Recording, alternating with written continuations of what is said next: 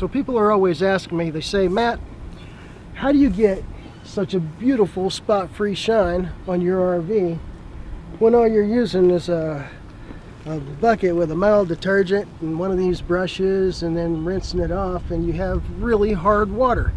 So how are you getting that beautiful spot-free shine? Well, that's what I'm going to show you on a little portion of the rig right here.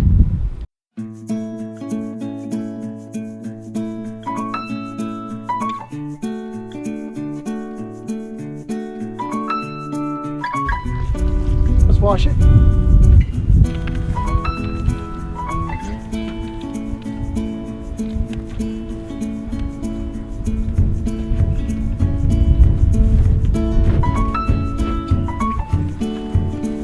And then just a regular water hose full of hard water to rinse it off.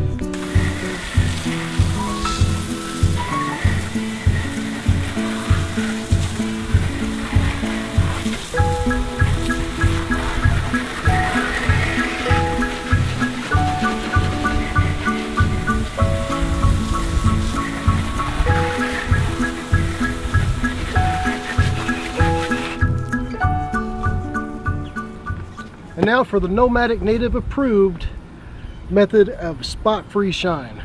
I'll be right back. Don't follow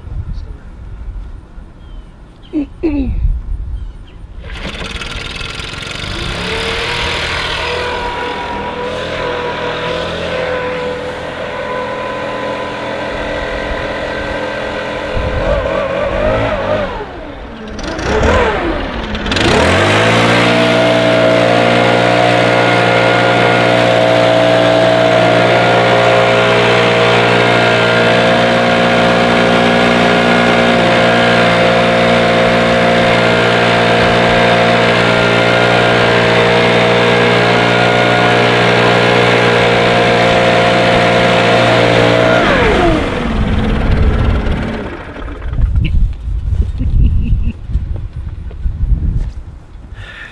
And there you have it, folks.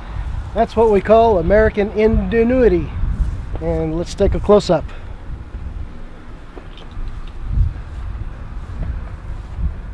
Spot-free shine. And so there you go. That's the Nomadic Native approved method of getting a spot-free shine every single time. Hey guys, so what I'm doing today is I need to add an air chuck to the air manifold here at the front of the Forza new RV.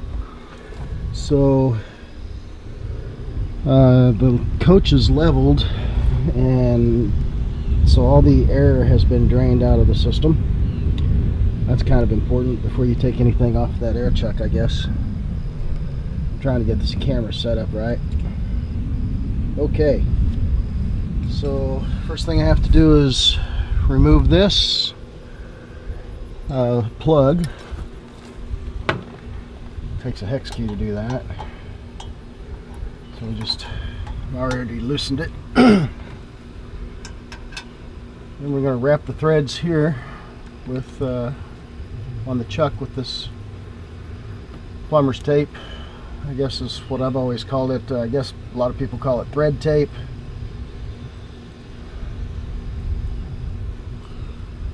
Thread it into the hole.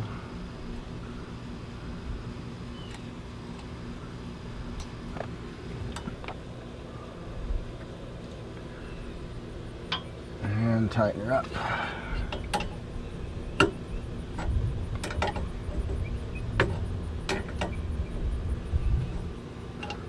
That should be good. And next time I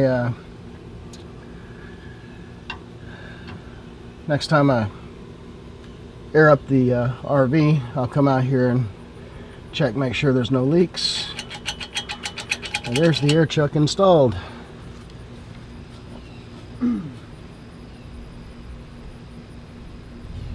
So I bought a 50-foot air hose to go with this, and of course that just fits in like any other air hose, just like that.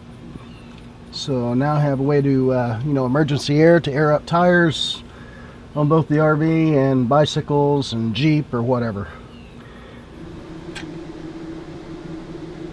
Yeah, I realize it's a little dark in here, but I want to show you guys what I did up here at the front of the RV.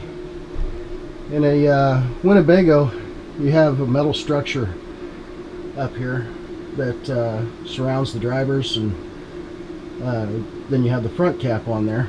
And what I found was that, and what I read online about, is that there's hardly any insulation behind this cabinet up here, and that produces a lot of heat that radiates back into the RV. So what I did was I took off, let's see if I can get this a little better. There you go. I took off these backer boards, this one and this one, and these come out with just screws, you know, just screws every now and again. The other side over here is actually stapled on. It doesn't come off. The reason Winnebago makes these two to come off is because all the wiring for a roof-mounted satellite dish is behind this panel.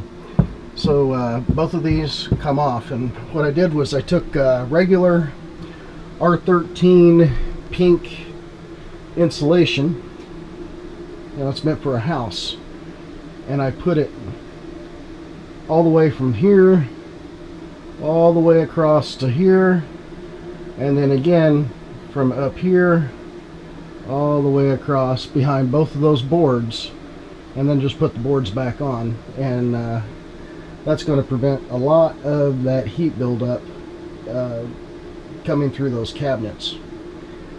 The other thing I did was, you guys have probably seen the black screens that go across the big front windows on the front of a coach. Maybe you've seen them in RV parks or whatever.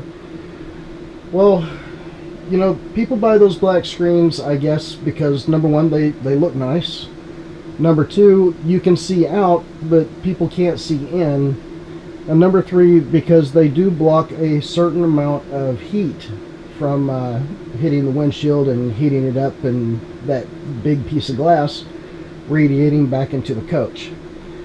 But it doesn't work as well as we want it to, because I got to tell you, when that front glass, the non-tinted glass on both the front of the coach and the sides, when that stuff heats up, you have no choice but to run air conditioners.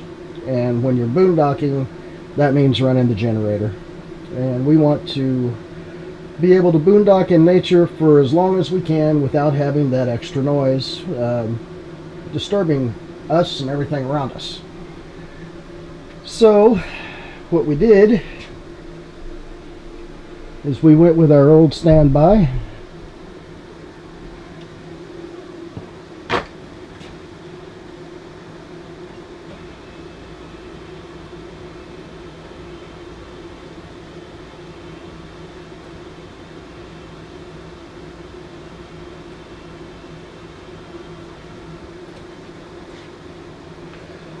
And here you can see it, now that I've raised the MCD shade, you can see that I'm still using Reflectix. I haven't found anything better, anything that works better, or anything that I can cut to size better, or anything that costs less.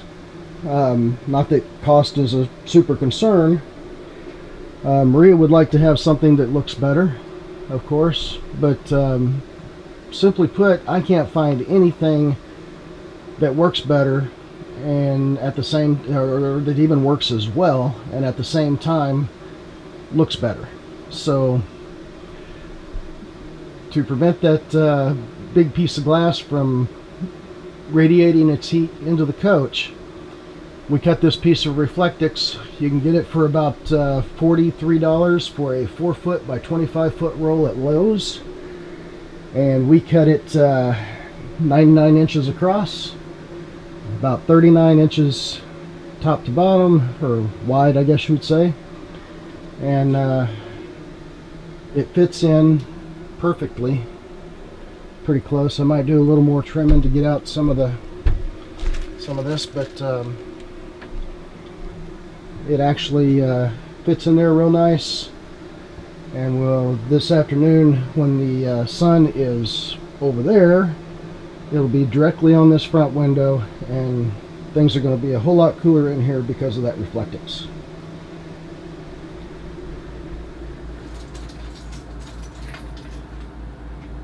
So I was sitting out here in the RV hitting the books, as you can see right there, when this Amazon Prime package showed up. So I'm open it up, see what's in it.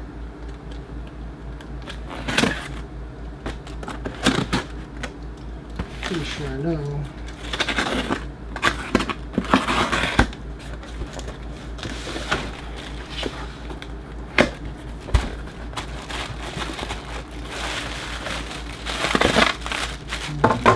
Poppy stuff. Pop those later. Okay, we got a Garmin RV 760 LMT. That's the Garmin GPS that's designed to work with RVs, and we'll talk more about that later. I got a mount for the Garmin.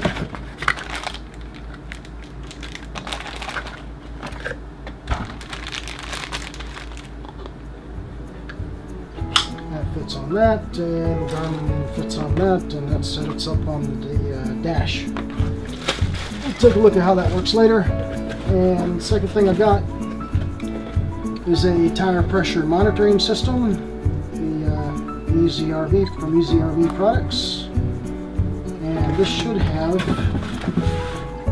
10 transmitters in it for all 6 RV tires and the 4 tires on the Jeep. 1, 2, 3, 4, 5, 6, 7, 8, 9, 10. So we got them all, and we'll talk more about this later as well. Just want to show you guys what came in.